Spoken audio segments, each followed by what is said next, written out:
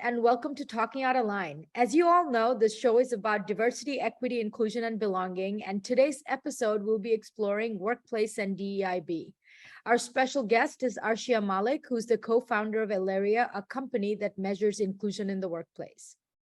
Arshia attended Vassar College for a bachelor's degree in political science, as well as the Columbia School of International and Public Affairs.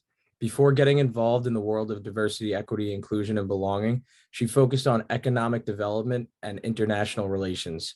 Her work with nonprofits helped her get more experience and narrow down her career goals before meeting the other Elaria co-founders. She had noticed that how diversity is always a big part of what companies decide to focus on, but inclusion is what makes the employees stay and feel comfortable in their work environment. Elaria is a company that gives other companies the ability to measure and improve inclusion in their workplace.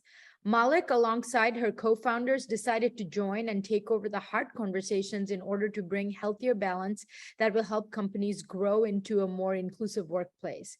Even with the millions of dollars spent by companies to improve their DEI, many of their employees do not feel any change in their day-to-day work life. Elaria finds key places to focus on in people's inclusion experiences in their workplaces to bring change to the companies and to bring positive, long-lasting improvements to their diversity and inclusion goals. Focus is not only on the companies, but on the employees themselves, giving them an anonymous voice to speak out about past negative experience they may have had. The anonymity takes away fear of retribution that workers may have, bringing in more honest and sincere look into their workplace. With employee and company safety and satisfaction in mind, Malik and her co-founders have been able to promote healthier work environments, no matter who the person is or their background. So that's really interesting because it makes me think that the anonymous aspect of their data collection process of Elaria actually takes sort of the charge out of the situation. Where people feel more safe to report their bad experiences, as you just said, without feeling like someone's going to retaliate. And at the same time, companies may then have to implement better strategies so that these experiences are, and these experiences are not repeating themselves in their workplaces. So it may turn out to be a really good methodology. So let's jump into some statistics about diversity, equity, inclusion, and belonging in the workplace. Corporations identified as more diverse and inclusive are 35% more likely to outperform their competitors. And diverse teams are 87% better at making decisions. Alongside better decision-making, diverse management teams also bring in 19% more revenue to companies. Out of the top 100 most diverse and inclusive companies in 2021, the United States led the list with 25 companies making it in the list, with the #1 most inclusive company being Gap. The share of workers planning to leave their jobs remains unchanged from 2021 at 40% in the United States. Worldwide, there have been similar trends, with India and Singapore having a larger sample of people thinking of leaving their jobs. Globally, just 35% of those who quit in the past 2 years took a new job in the same industry. A toxic corporate culture, for example, is 10.4 times more powerful than compensation in predicting a company's attrition rate compared with its industry.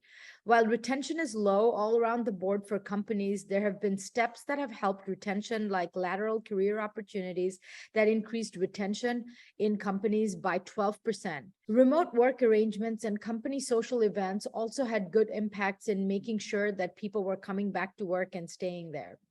This was an overview of diverse workplaces in the United States, and now I'm looking forward to showing you all my conversation with Arshia on Elaria's measurement system on inclusion in the workplace. Thank you all for watching, and looking forward to seeing you next time.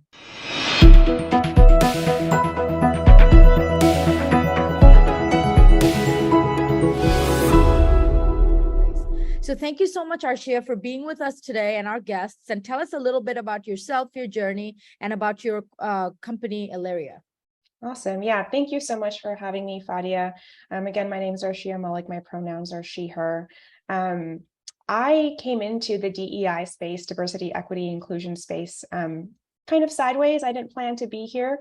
My background initially is actually in economic development, political science, specifically focused on kind of international models and international relations, and trying to flip those archaic traditional models over, focusing on grassroots efforts. And so I spent quite a lot of time in the nonprofit sector, working with small organizations, building capacity on the ground, specifically with regards to neurodiversity all over the world. Spent a few years there, and then really was thinking about switching over to the private sector and understanding how we can leverage both social impact, mission-focused work with profits, with shareholder value, with things like that. And so I really embraced the concept of social enterprise and met my two co-founders, and we started Alaria. And in Alaria in particular, as Fadia, you just mentioned, is an HR tech company focused on measuring inclusion in the workplace. And we were established with a social impact mission in mind, where we're trying to make workplaces more inclusive for all. And so it's a really exciting way to bring my two backgrounds together. Sounds like it. And I wanted to know, being from the world of diversity, equity, inclusion, and belonging, that why do you think particularly it was important for you to have a quantitative element when it comes to this world of inclusion? Yeah, well, inclusion is really messy. It's a kind of a squishy topic that people don't know how to understand or how to make tangible.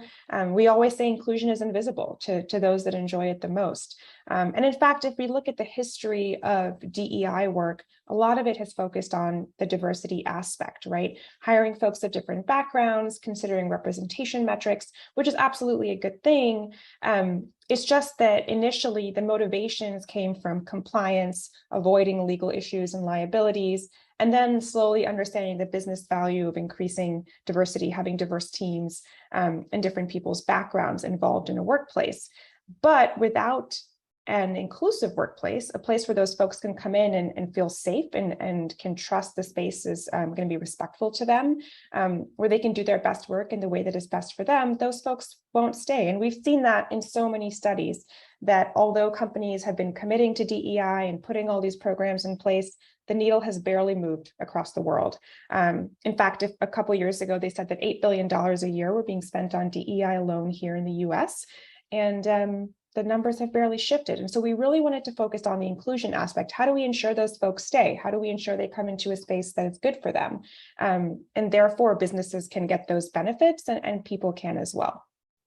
Sounds good. So I think I'm going to ask you a question that is related to my research, which is, in my research and my work in diversity, equity, inclusion, and belonging, I also focus on the idea of belonging, which is when you create employee belonging in organizations and workplaces and find ways of doing that, that's when you really have loyalty and people stay on and they work, and then they create a commitment to the organization beyond just sort of like, I want to go from one place to another without feeling attached because I couldn't care less that I'm going to leave you because you haven't treated me well or you haven't included me. So how does belonging work into your work as well? Yeah, I think that belonging ties in, the way that belonging is defined by many people, including what you just said, really ties into how we're looking at inclusion overall. We started talking about diversity and inclusion before equity was being included in the acronym, and now belonging is included in the acronym, and justice is also included by some people. And all of these things are very important. We have no problems with including all those acronyms as well. I think we're just kind of laser focused on inclusion, which the way that we define it and the way that we see it incorporates all of these pieces. So we are looking at retention. We are looking at, do people have a psychologically safe work environment? Are they not overly asked for things, or you know, the kind of our company is a family. Well, not, your company doesn't have to be a family. You can do exactly what you want. You can be in a space the way that you would like to be. You can have your relationship with your work, and not everyone has to have the same kind. And so when we're looking at inclusion, we look at compensation and benefits and respect and recognition and skills use and assignments and career opportunities and learning. And we're looking at all of these pieces, which in many ways touches on all of these other things like belonging and such. And in fact, that's our patent pending framework for measuring inclusion. We call it the categories of inclusion, and there's 8 of them.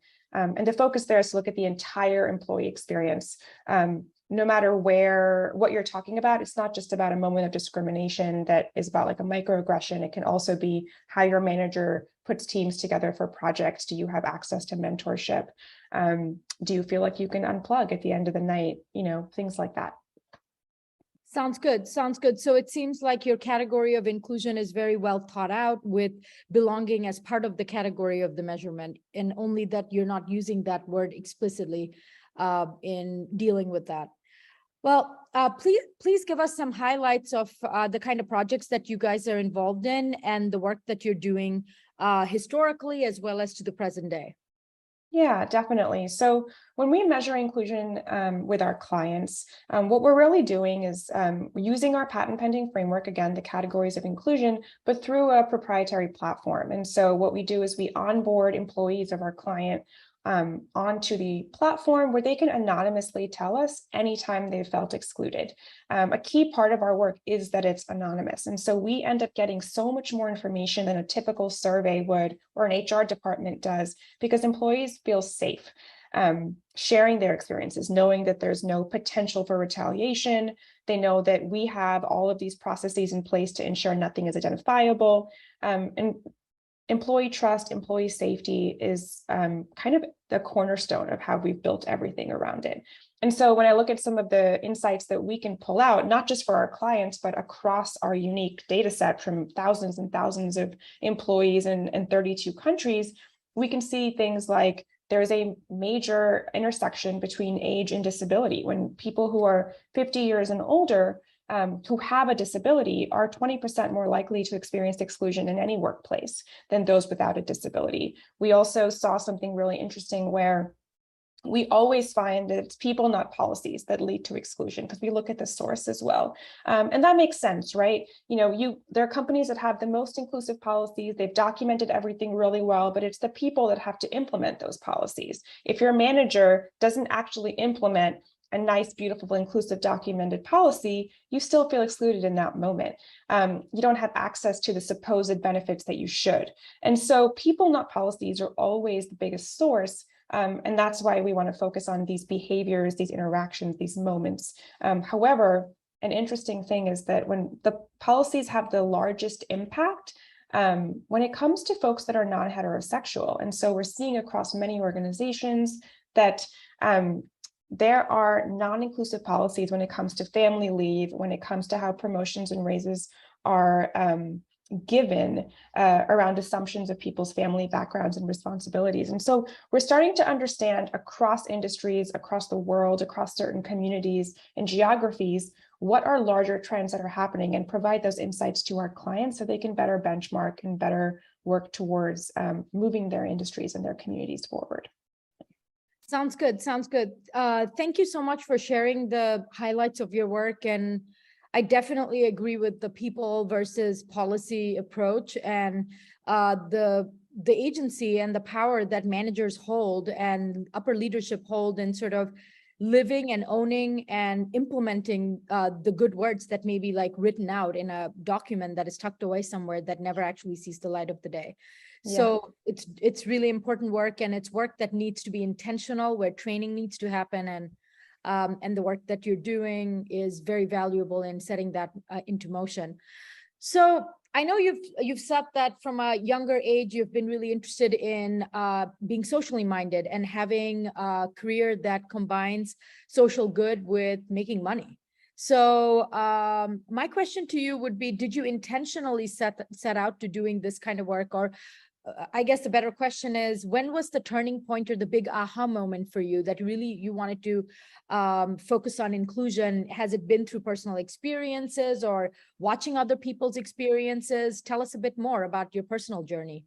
Yeah, definitely. Well, a little bit of everything you just said, right? So when I was younger, I thought I was going to work at the UN and do work for like larger international organizations. And then I went to school and I went to grad school, and I got really disillusioned with how current systems are set up.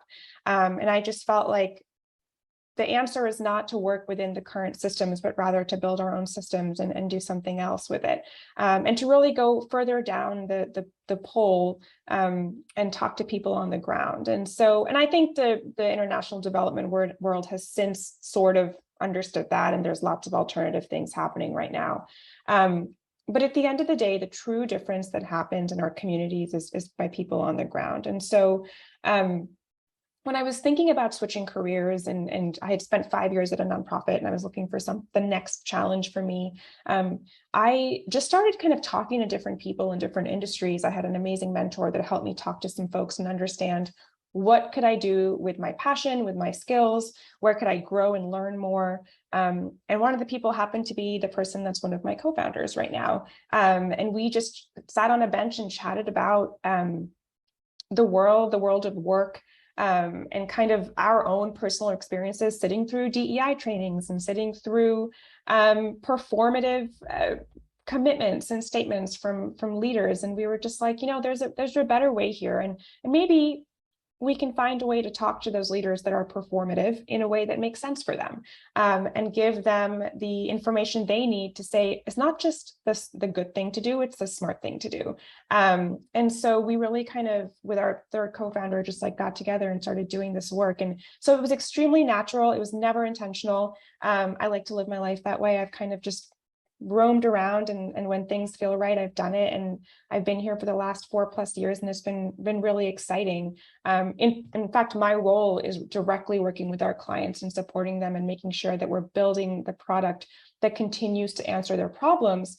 And I love that. I love to talk to our clients. I love to understand their motivations. And there's so many different people. There's managers, there's leaders, there's the DEI committee, there's ERG heads and leads. And so there's so many different people, different stakeholders, and so much of my past work in economic development and sustainable development has really helped me here as well when I talk to these different stakeholders and think about bringing them together. Sounds good. Sounds good. Always I'm asking for advice from the various people that I'm interviewing and talking out of line for people in industry, in a similar industry of yours, who would want to break in and do the kind of work that you're doing from a different vantage point, perhaps. What would be the advice for newbies that you want to give, who want to do this work and who want to make a difference and want to start up their own business and do work with big corporations like you're doing? Yeah, it's hard. It's hard because there's a lot of people who want to say they're doing things, but they don't actually want to do the hard work. And that's just the reality of capitalism in the world. But I think that there's a ton of people doing amazing stuff around this work right now. In fact, we partner with many of them in order to have our insights help them better tailor their programming. I think this industry in general is starting to consolidate. And I think with that, there's immense opportunity for us to increase our own impact and actually have a larger impact on the industry overall and workplaces overall by banding together some more. So I welcome anyone coming into this space. I think, give yourself space to know that there's so many other companies trying to do versions of this. Consider partnerships, consider joining a community, and thinking about where you fit in and what about your background and your skills you can really bring to this. There was a study somewhere that kind of did a landscape of all the DEI tech companies, they called it, and it's by Red Thread Research, which I'm happy to share the link for you all to check out later in the notes for this. But they identified so many different companies that are doing so many small pieces of this DEI puzzle. People really want to solve this. And so I think don't jump in with I'm going to train people in this way. Really think about what exactly you're bringing, what problem you're solving, and talk to some folks who have been doing this work, because there's a lot of grinding out there to get up there and get your the visibility that you deserve. Absolutely. The path of entrepreneurs is always a rocky one, and entrepreneurs really need to be going at it. And I teach entrepreneurship, and That's one of the things, the entrepreneurial mindset is one of the big parts of classes that I'm teaching, because it's something to really understand that it is, this path is not like the path of like having a steady paycheck, having a job. There's a lot of risks to be taken along the way, especially in the beginning. And some projects may fail and you need to just pick up, move on, and start a new one. So there's Exactly. a lot of that happening in this Yeah, world. there's a lot of learning. It's not for everyone. When I switched from my past company to this one, I was like, I'm going to go corporate, because I was also hire number 2 in that nonprofit. It was also set up as a social enterprise, but it was the nonprofit sector. And I was like, this is exhausting. I've done it for 5 years. I need a big corporate job. And I just went even earlier stage. And so I think obviously I'm drawn to that. I'm drawn to that experience and that problem solving. And my forte is I'm not the visionary person. I work great with the visionary people. I'm the implementer. And so like really understand, if you want to be in entrepreneurship, what is your role in that? Because we need all those kinds. And I'm always kind of the person that works with the visionary CEO type. I never want to be that kind of person. That's so stressful to me, but I love solving problems, taking a vision and figuring out how to make them happen. And so, yeah, it's a lot of learning. You have to stay humble, and mental health, take care of your mental health. That's so important. And knowing who you are, super important. And that's a lesson that we need to know about all the work that we do, which is what are we good at? Yeah. And what is like the pain point that we really don't want to do, shouldn't be doing, etc. Yeah. So good advice. Thank you so much. Yeah. So what would you say are some of the unique challenges which you've pointed out in the entrepreneurship path, but what would you say are the unique challenges of your identity in the DEI industry, in the work that you're doing? Yeah, my identity. Yes. And how are you navigating them? Yeah. That's a tricky one. So the DEI industry in general, there's, like I said, a lot of people doing a lot of things. And when we're working with these clients, some people just want, the clients just sometimes want to do like, hey, we did a training, we checked the box, we did that training, awesome. And I think the hardest part sometimes is getting the clients to be like, are you ready to look at all the dirty, messy stuff? Like, are you ready to hear that your employees are excluded in all these different ways? And that can be really tricky. You have to find the right champions within a company that really wants to do that work. And we've been so fortunate to have some of those. And it's such a joy to work with them when you hear one, like a client that's like, we got an 80% like positive rating in our last satisfaction survey, but I really want to know about that 20%. I'm like, great, that's great. Like, we don't have to settle for 80%, right? It's not about that. It's about what's happening to the 20%. Why are they not? Like, how can we get that number up, right? So that's sometimes a challenge to get companies to believe in the long-term people management like lens. That's not just here's a training and not just have like the person of color come in and say, here's stuff about my experience, now you know, and like that's not gonna do it. The other thing we see sometimes is that a lot actually is that right now, socially, politically out in the world, there's a lot of polarization, a lot of division, and we see that when we do our work.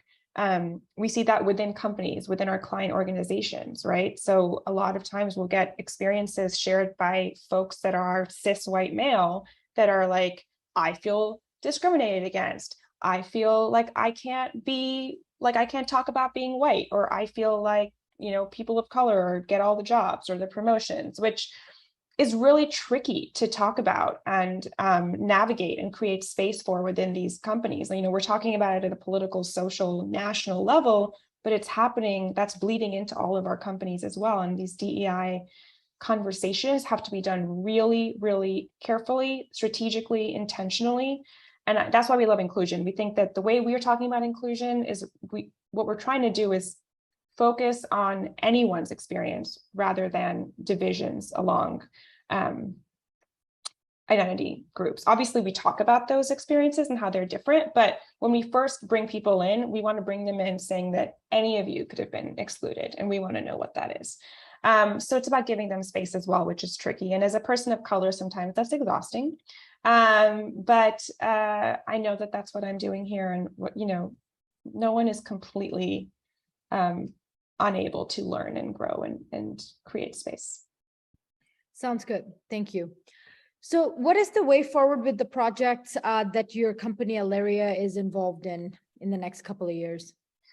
Yeah, I mean, we've recently launched our latest version of our product, which actually measures inclusion on an ongoing basis. And so what that means is that we come in, we onboard employees, and then we give quarterly insights to our clients where we tell them, here are the top 3 areas where you should focus in order to drive greater inclusion.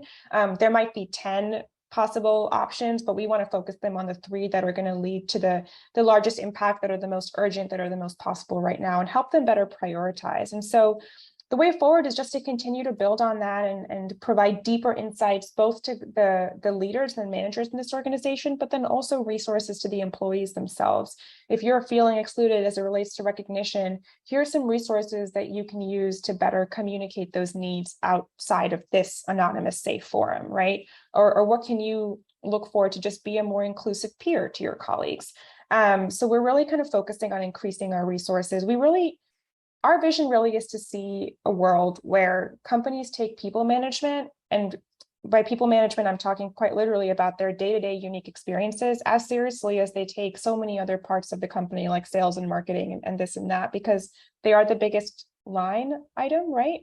And so, we would love for people to just focus on inclusion, understand inclusion, understand people's day-to-day experiences, and dynamically respond to them in the moment. We want to change the communication and knowledge gap between employees and employers and really create space for transparency and accountability and patience across all. Like, employers can't fix everything immediately, but if there is communication and accountability, there's better understanding from all sides that things are being worked on, and we can trust our employers to hear us.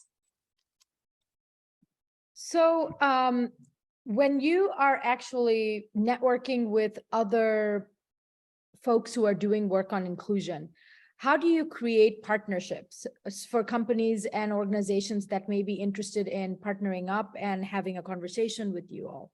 Yeah, that's a great question. We love partners. We love other DEI service providers and trainers and vendors. So we don't actually implement the recommendations that we give. We provide clarity. We provide a way to track progress and measure change, and we provide recommendations. We love working with vendors that focus on key areas. Maybe they're just not a large, but they're kind of an overall consultant that focuses on road mapping and strategy, or it's a person that focuses on pay equity analysis, or it's a person that focuses on workshops and trainings around speaking up and calling out bias in the moment. We have a lot of partners actually that we work with, and we love to provide them with our data and insights so that they can better focus their offerings. So if we work with someone that's a consultant, we can give them the data, the insights from our tool and our platform to help them put together the right roadmap for their company. And so it's a win-win across. We make sure that their services are more impactful and can lead to success. And that's, to us, an ideal situation. So we're all about working with other folks. We do not think we should be working in like a little mountain by ourselves or island by ourselves. Great. So to wrap up, I wanted to know, and I'm sure our audience would like to know, where can we go to follow your work and the stuff that you're writing, doing, publishing into the internet? Yeah, so Alaria has a weekly D&I newsletter that I write actually every single week. It goes out on Tuesdays. It's free.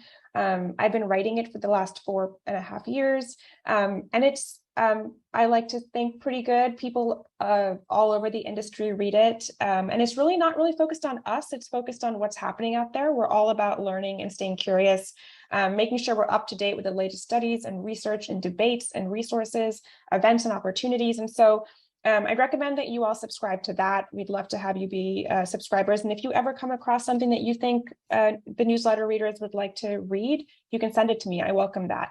I'm always happy to highlight other folks' work in this space. The other thing is just go on our website, check us out, take a look at our platform, see what we're doing. If you're a vendor, please reach out. We'd love to work with you and learn more. Obviously, if you're an organization that's interested in measuring inclusion, reach out as well. We do workshops that are just standalone outside of our inclusion assessments. It's about education, and we'd be happy to chat. Great.